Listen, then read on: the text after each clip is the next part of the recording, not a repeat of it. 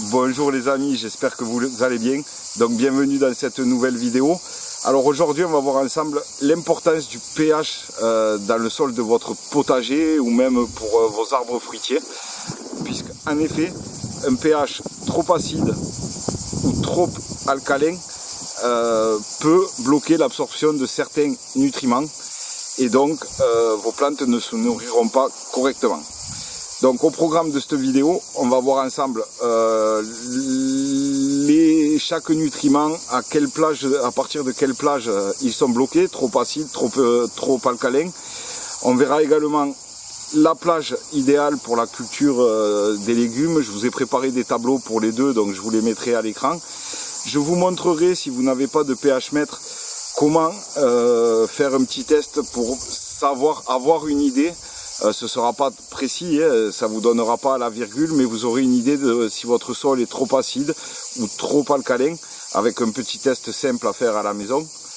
Et puis je vous parlerai vite fait de comment rabaisser un petit peu le pH de votre sol si nécessaire. Alors restez bien jusqu'au bout, je pense que ça va vous faire réfléchir après avoir vu cette vidéo. Allez, on attaque avec la première partie. Donc, pourquoi le pH est crucial pour votre sol? Déjà, le pH, c'est quoi? C'est simplement le niveau d'acidité ou d'alcalinité de votre sol. Un pH neutre, c'est 7.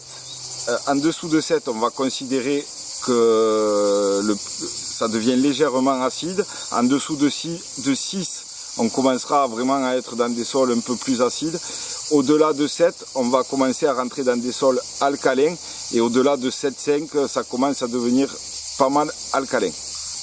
Donc en sachant ça, il faut également savoir que la majorité des plantes apprécient d'être dans un pH entre 6 et 7. Et on verra par la suite que 7, ce n'est pas l'idéal, contrairement à ce qu'on pourrait penser. Le pH neutre n'est vraiment pas l'idéal pour la plupart des plantes. Donc on va le voir par la suite dans la vidéo.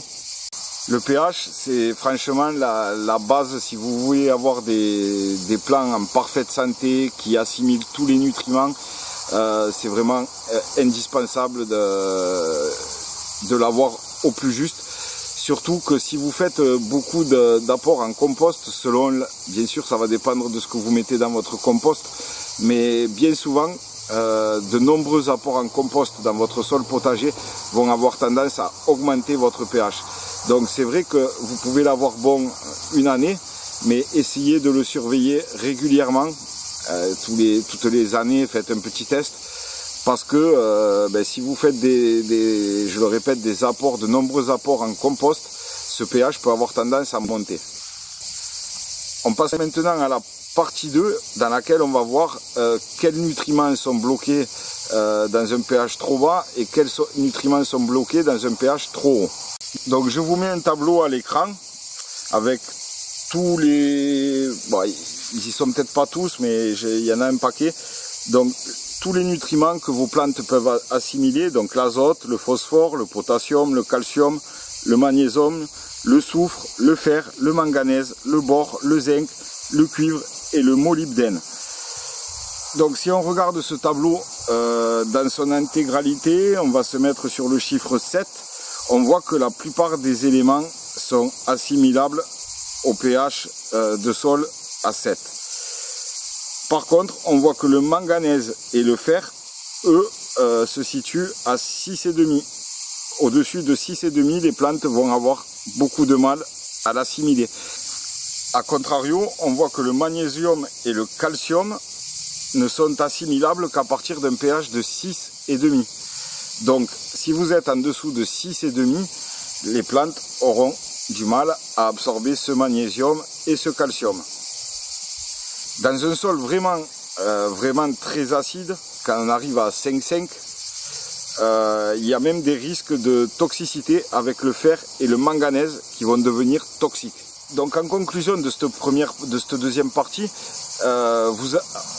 vous avez beau nourrir votre sol, l'amender, avoir de la vie dans votre sol, tout ce que vous voulez, lui mettre des engrais, etc.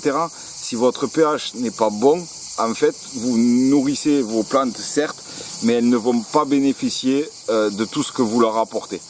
Donc en gros, vous pouvez avoir un sol très riche, mais des plantes affamées au niveau de certains éléments. On passe à la partie 3 dans laquelle on va voir le pH idéal pour la plupart des plantes.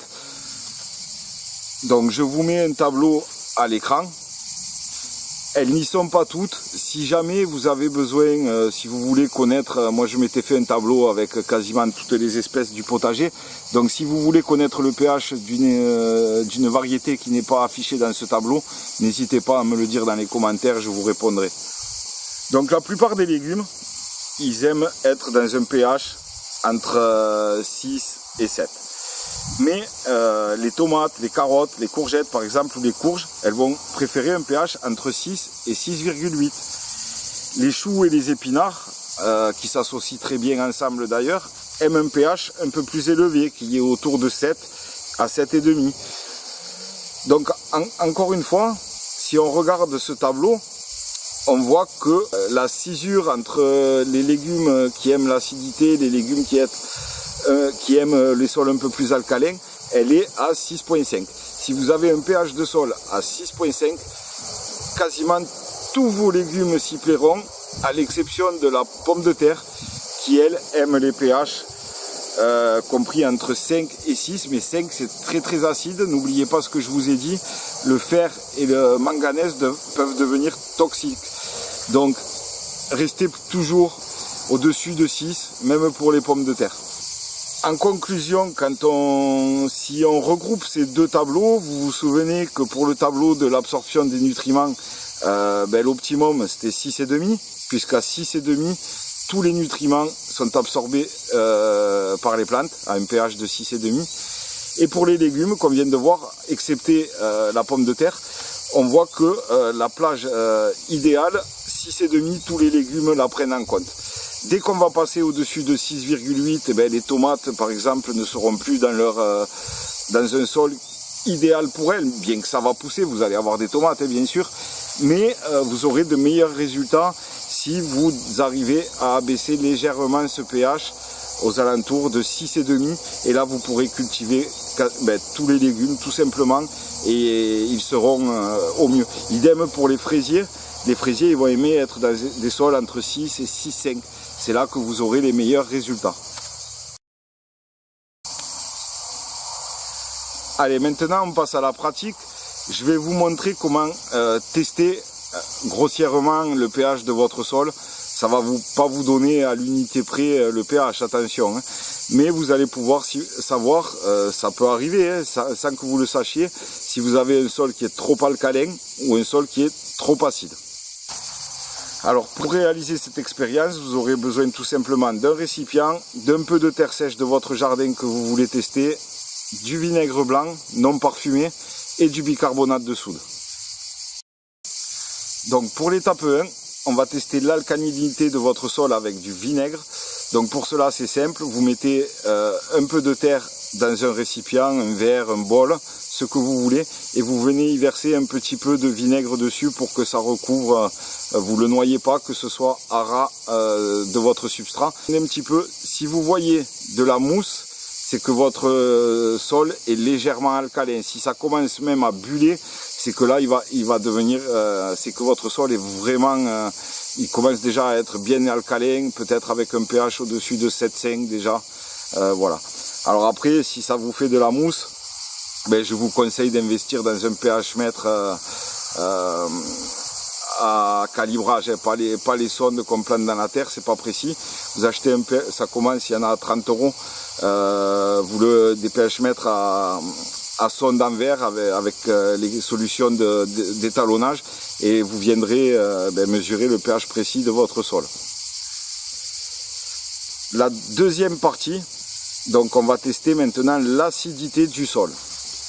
Pour cela, on va avoir besoin du bicarbonate, d'un peu d'eau et de la terre de jardin. Donc ce qu'on fait, c'est qu'on met une cuillère de terre dans un autre pot.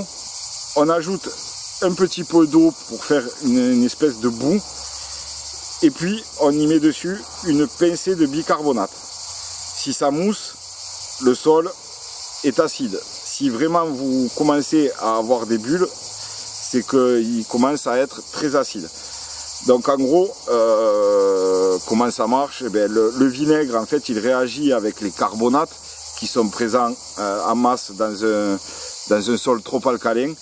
Et le vinaigre, il va réagir avec les acides. Le bicarbonate, pardon, va réagir avec les acides donc, qui seront présents dans un sol acide. Si vous n'avez aucune réaction, ben, c'est que votre sol est probablement neutre. Mais attention, c'est vraiment à titre informatif, parce qu'à 6,5, même si c'est considéré comme légèrement acide, la solution ne réagira certainement pas. Et jusqu'à 7,5, votre solution ne réagira certainement pas non plus. En fait, si votre solution réagit, c'est qu'il y a un problème. C'est que vous êtes soit trop alcalin, soit vraiment trop acide. Mais voilà, au moins vous serez déjà fixé sur ça. Et puis vous pourrez aller ensuite, comme je vous l'ai dit, vous procurer un pH mètre ou le porter votre... Il y a des labos qui analysent le sol, mais ça vaut une fortune, il vaut mieux vous acheter un pH mètre. Alors pour baisser le pH une fois, mais alors là il faut connaître les mesures précises, hein, ne le faites pas parce que la solution, il faut vraiment savoir ce que vous faites, mais il est possible de baisser ou d'augmenter le pH. Pour baisser le pH, vous allez pouvoir utiliser du soufre élémentaire, aussi appelé fleur de soufre, qui est complètement naturel, qui est assimilable par les plantes, elles en ont besoin d'ailleurs, et de cette manière vous arriverez à abaisser le pH.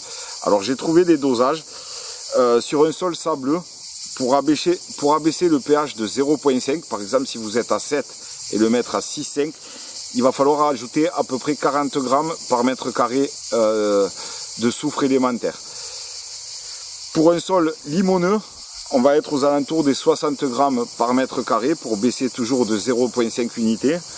Et sur un sol argileux, qui a un effet tampon plus important que les autres, hein, c'est-à-dire qui modifie plus difficilement son pH, on va être à 80 grammes par mètre carré.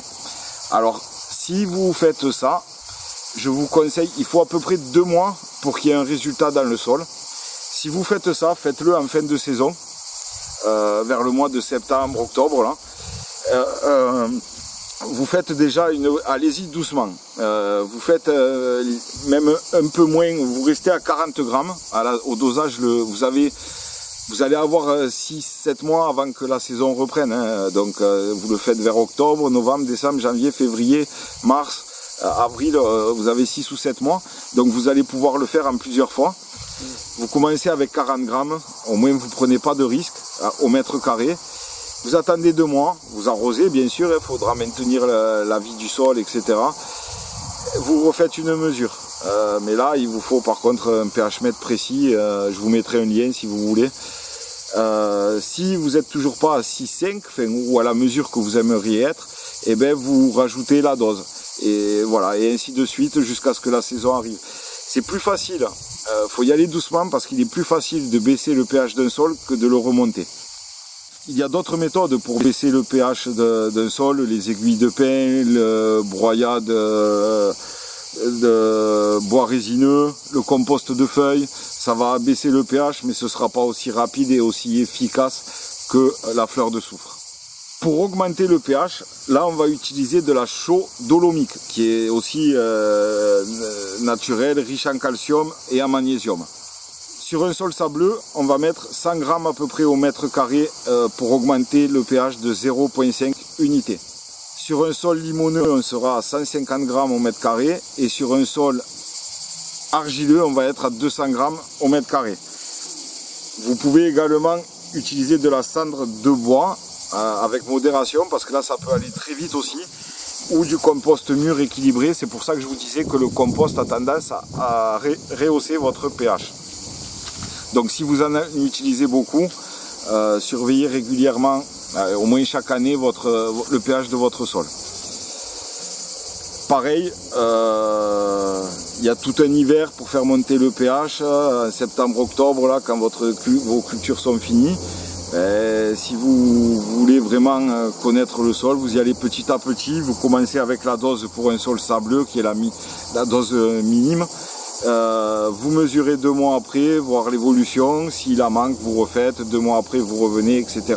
N'y allez pas fort d'un coup, parce que vous pouvez vous retrouver, et ça peut aller très très vite si vous connaissez pas vraiment, si vous avez un sol sableux et que vous y mettez les 200 grammes comme pour un sol argileux par exemple, ça peut très vite monter.